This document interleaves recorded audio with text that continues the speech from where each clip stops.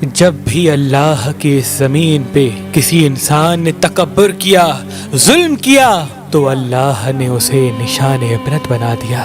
تو السلام علیکم ورحمۃ اللہ وبرکاتہ، welcome back to another video. آج ہم دیکھنے لگے فرعون کون تھا، اس نے کیا کیا تھا، کیا وجہ تھی کہ اس کو پانی میں غرق کر دیا گیا، اور کیا فرعون واقعی ہی مرتے وقت یقین کرتا تھا کہ اللہ ایک ہے۔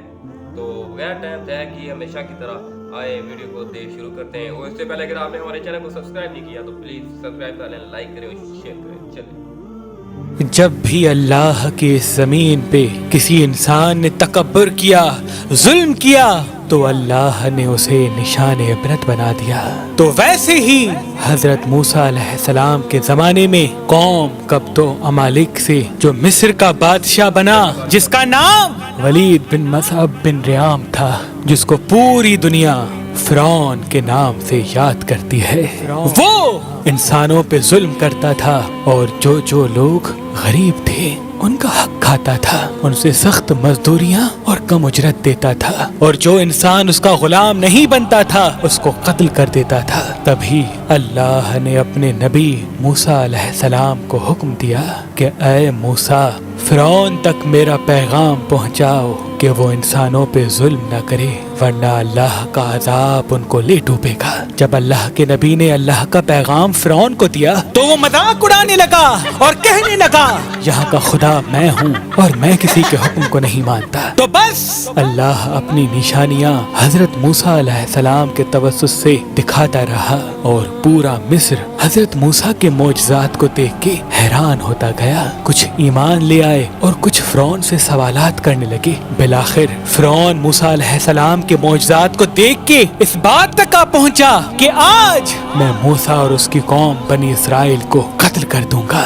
اللہ نے اپنے نبی موسیٰ علیہ السلام تک پیغام پہنچایا کہ اے موسیٰ، رات میں اپنی قوم کو لے کے اس شہر سے نکل جا۔ تو یوں حضرت موسیٰ علیہ السلام اپنی قوم بنی اسرائیل کو لے کے وہاں سے جانے لگے۔ اس بات کا علم جب فرعون کو ہوا تو وہ غضبناک ہو کے کہنے لگا، کچھ بھی ہو جائے موسیٰ اور اس کے ساتھیوں کو میں قتل کر کے ہی چھوڑوں گا۔ وہ اپنے جاہو جلال کے ساتھ بنی اسرائیل کو ڈھونڈنے لگا۔ بس آگے آگے اللہ کا نبی موسیٰ اپنی قوم کے ساتھ، اور پیچھے پیچھے فرعون کا لشکر ان کو مارنے کے لیے آتا رہا۔ بالآخر بنی اسرائیل دریا تک پہنچے، اور فرعون کا لشکر پیچھا کرتے کرتے ان کو دیکھنے لگا۔ جب بنی اسرائیل نے فرعون کے لشکر کو دیکھا تو حضرت موسیٰ سے کہنے لگے، اے موسیٰ، تو نے ہمیں کہاں پھنسا دیا؟ اب پیچھے فرعون کا لشکر ہمیں مارنا چاہتا ہے اور آگے یہ دریا ہے۔ اللہ کے نبی حضرت موسیٰ علیہ السلام فرمانے لگے، اے لوگو، گھبراؤ نہیں، اللہ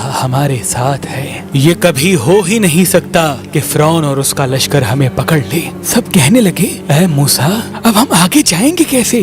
بس اتنی دیر میں آواز غائب آئی، اے موسیٰ، اپنی عصا اس دریا میں دے مار۔ تو بس جیسے ہی موسیٰ علیہ السلام نے اپنی عصا دریا میں دے ماری تو آدھا پانی اس طرف آدھا پانی اس طرف، اللہ نے بیچ میں رستے کو واضح کر دیا۔ تو بنی اسرائیل کے کچھ قبائل کے لوگ کہنے لگے، اے موسیٰ، ہم آپس میں بنتے نہیں، اپنے خدا کو کہے کہ ہمارے لیے الگ الگ رستے بنائے۔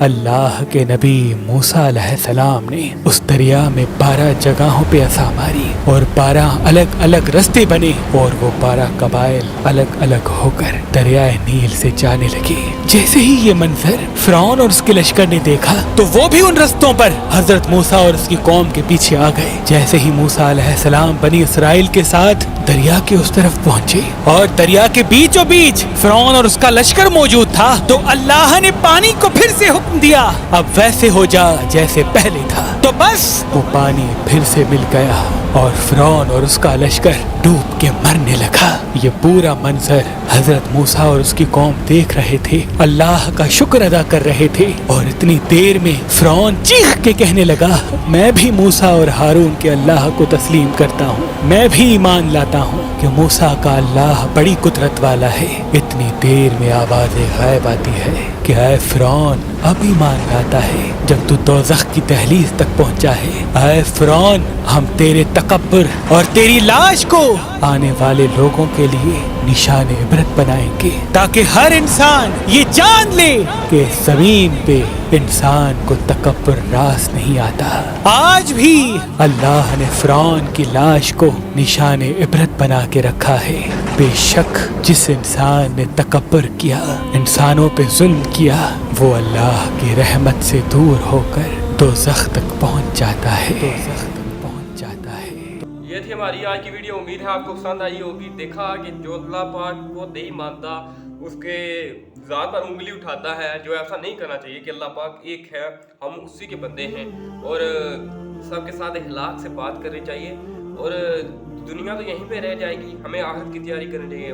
अल्लाह से दुआ है कि मुझे और आपको आखिरत की तैयारी करने की तौफीक अता फरमाए और हमारे गुनाहों को माफ़ फरमाए और अपने रहमत के साए में रखे। इसी के साथ